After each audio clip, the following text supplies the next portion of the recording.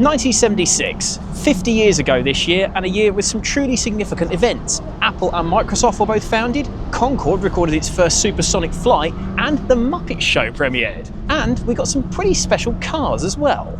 Yeah, 76 was a pretty vintage year, right? I was there, I can remember it. With the Porsche 924, with the Volvo 300, the Rover SD1. And we also had Ford entering the super mini market with the Fiesta, and Lotus unveiled the strikingly wedgy Esprit. We've got this pair lined up for us today, and we're going to take them on a drive and see what it was like back in 76, see if I can remember that long hot summer.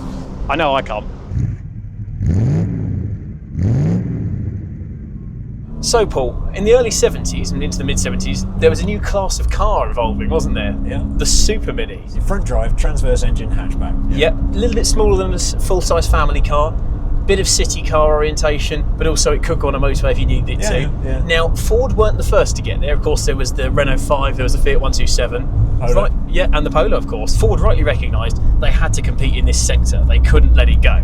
So they started what became known as Project Bobcat in 1972, which was going to be, as you say, front-wheel drive, transverse engine, very much inspired by the Fiat 127, in fact. Yeah, the early prototypes, they used a 127. Opened a whole new factory in Valencia in Spain to build it. Yeah. And they even named the engine after where it was based. So it was an overhead valve engine, and it was named the Valencia engine. The thing with what became known as, of course, the Mark I Ford Fiesta is it wasn't necessarily about being the most luxurious or the most kind of well-engineered, but it was about simple, basic, cheap transport. It was also cheap to produce, and therefore it could be a cheap, affordable car for everyone to buy. Yeah, it was Ford moving with the times, really. It's a lot more advanced than what they'd been able to offer previously. People said, was it a copy of the Polo? Was the Polo a copy of the Fiesta? I mean, the truth is that everybody was doing the same thing, of course, just like everyone's rushing to make a small electric hatchback now. Exactly. They were both developed at the same time. It's not groundbreaking on paper, it was the overall package, wasn't it? I mean, for a start, the styling.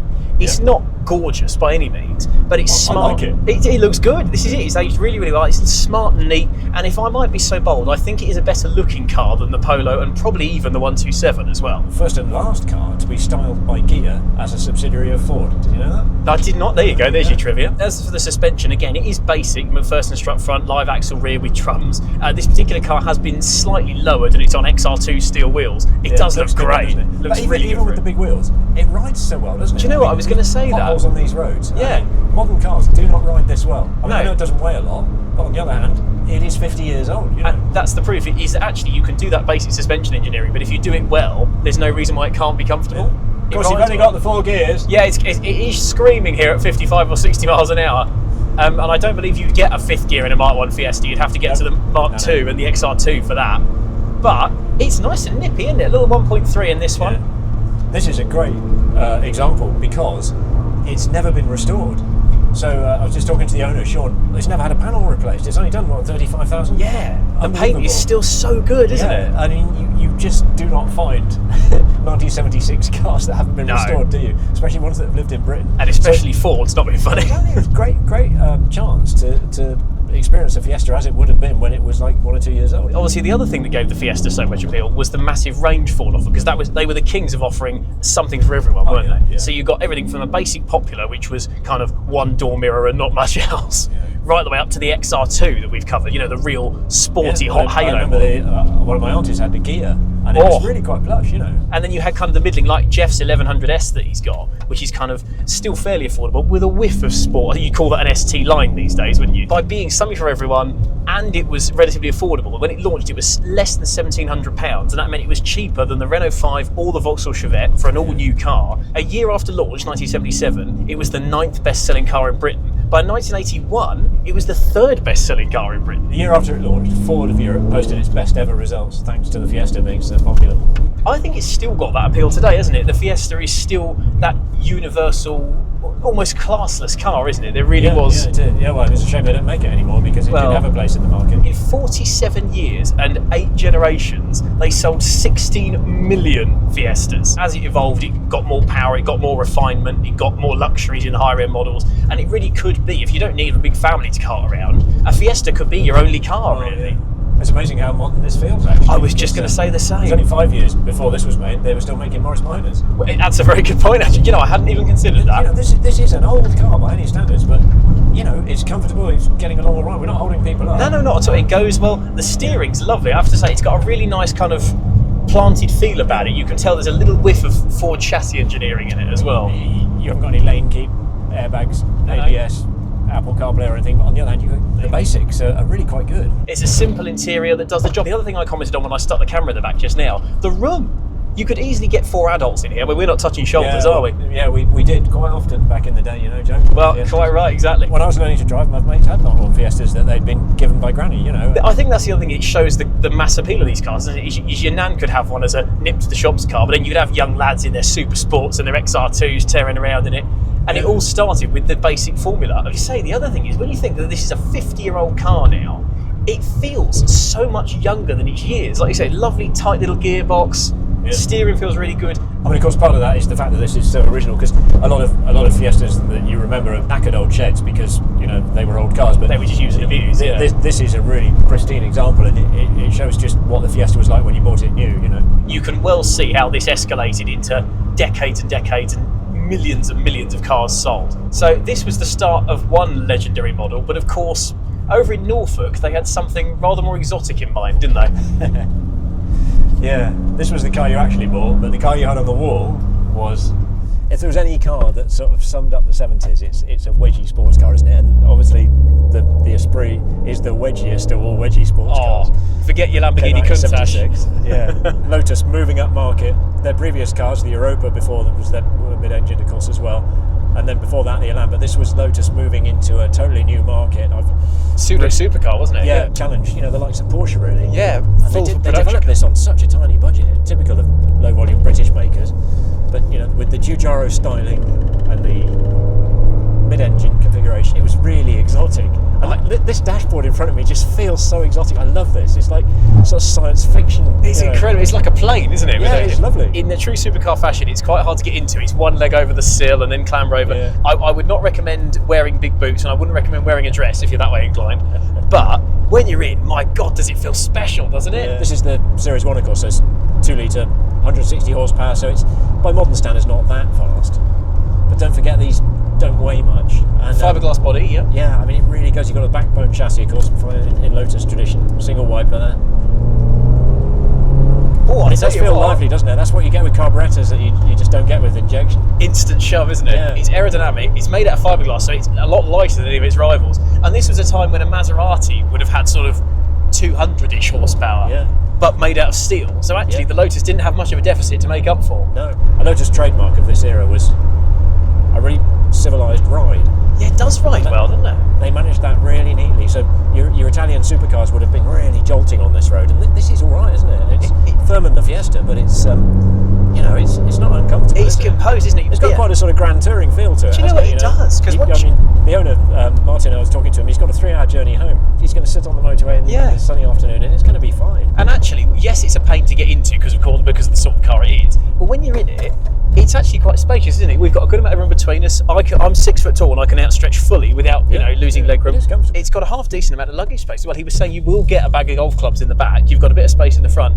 Again, it's not a Volvo estate by any means, but for what it is, it's impressively practical. Yeah. Going back to the Bond film, there's a great story where the film stunt drivers just couldn't get the car to slide for the action sequences. Yeah. Because it gripped so hard. So the Lotus PR man happened to be on hand, and so he did it for them. There's that great shot of it sliding around at the top of the mountain. Yeah, with the helicopter trying to strafe it. Yeah. And what a thing! Because it's almost impossible to get it to slide, and that sums it up. That speaks volumes of how beautiful a chassis this is. Because in true Lotus tradition, Lotus were never about hanging it out. These were drivers' cars for the road and for the track ultimately. But this was aiming one tier higher up, like you say, with kind of Porsche and almost Ferrari. Yeah. Also, we've touched a bit before on living with an Esprit, and they do have their quirks. A lot of the parts are quite hard to find and so on. But actually, as a proposition to use, provided it is all up together, it belies its age fantastically, doesn't it? There's so much more. If you know what you're doing, I think they're not that hard, are they? Like the lights on this early one are from an X19. Not that they're probably easy to find. Well, true. Morris Marina door handle. SD1, yeah, of course, the Marina door handles. So there's an awful lot of volume parts on the suspensions, all from volume makers and things. But it's such a special car, this, and I think it goes to show the ingenuity behind Lotus that still using that fiberglass construction, and like you say, a lot of parts bin assembly, was able to create something so exotic and so exciting. It's also quite a pretty car, as well. Isn't it? It's like striking. it, yeah. But we were just saying, while you were photographing it, we were saying that it looks nice from every angle. I'd agree with that. Giugiaro, you see, he knew what he was doing. Yeah, just a bit. I think he got quite a good CV, didn't he? Absolutely stunning looking thing. But also, it had the go to back up the show. A sort of mid-range response. You poke it and it goes. Yeah. You don't have to wait for anything to happen. I'm going to use a word that we only use when talking about engines that lug from dead low. It's tractable, isn't it? It's got the power from very low down, which is what actually makes it usable. It's all well and good having your high revving, screaming V12, but actually that's not practical in the real world. I think this is a truly special car. It belies its origins, doesn't it? It's brilliant in spite of itself. Yeah, for me, when I started working on classic car magazines, the Esprit was one of those don't meet your heroes moments. But this, I think, is really lovely, and this kind of justifies having had an Esprit on a poster, back in the 70s. Oh, absolutely. I'm sure you did. You did, didn't you? I probably did. Yeah, well done. It is still so cool and special, isn't it? We had a chap just now give us a thumbs up, and everyone smiles and looks. Even the cyclists loved it. I think this is one of those cars that even if you're not into supercars, you're not into Lotus, it's still got such an appeal, hasn't it? Although it's a 4-cylinder engine, it's got a really characteristic sort of bark to the Lotus engine. Whoa! Yeah. And of course, the engine is right there. Yes, so it is, yeah. You hear every bit of it. Well done, Lotus. Took on the best the world could do, the 911 Ferraris and so on, and it stood toe to toe with them. And I think it holds up fantastically. It does. I've driven 70s 911s. You drive a 76 911, maybe not a turbo, but a regular 911. It's not that good. The handling's a bit frightening. The Lotus has got something the 911 hasn't, and it's got the style, hasn't it? In spades. Green with tartan seats. Yeah, who would have thought that would work? But it does. Very as a man who rather enjoys his checky patterns, the interior alone has won me over. Lots of trouble, usually serious. Not today. What a thing. Can I have a go? No. Oh. Well, Paul, two extremely special cars celebrating 50 years. What are your thoughts? Well, as I say, I was there at the time. I probably did ride in several Fiestas back in 76, or at least in the late 70s. I'm not really a Ford man, but I've always liked Fiestas, and driving that one, it's striking how very modern it does feel still. You can see where Ford was really on its game then, and the Fiesta name would live and live, wouldn't it? I can't claim that I ever went in an Esprit in the 70s. No. Just taking this one up the road just reminded me of how good Lotus could be on a good day as well. A tiny car maker as well, certainly compared to Porsche and Ford, and absolutely love it, I have to say. And the Fiesta as well, for different reasons. We've enjoyed both these cars. It was an interesting period in car design, wasn't it? The sort of modern era had just begun. These are very different from what went before. The Fiesta stands out for, like you say, how modern it still feels. The last Mark 1 Fiesta I drove felt a bit baggy and a bit knackered, whereas this one, it's an original car, it's quite low mileage, it's as tight as a drum, and it feels lovely, and it's absolutely charming. I can see why Jeff bought his all the way from France.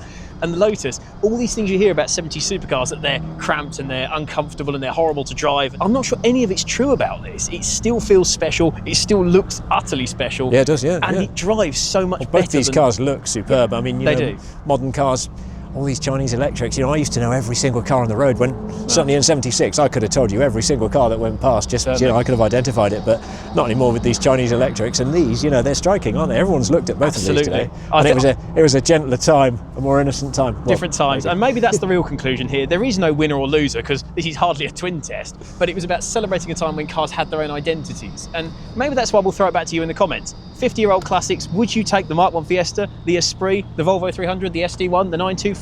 It was a vintage year, and I think, as we can see by these two, a year that's very much worth remembering. Yeah, I can remember it. But in the meantime, why don't you go and check out other videos on the channel? We have done one on the Volvo 300 and the SD1, as well as our Class of 75 shoot we did last year. We'll see you next time for Class of 77 in 2027. But in the meantime, don't forget to like this video, subscribe to Classics World for 2 new videos every single week, and we'll see you again soon.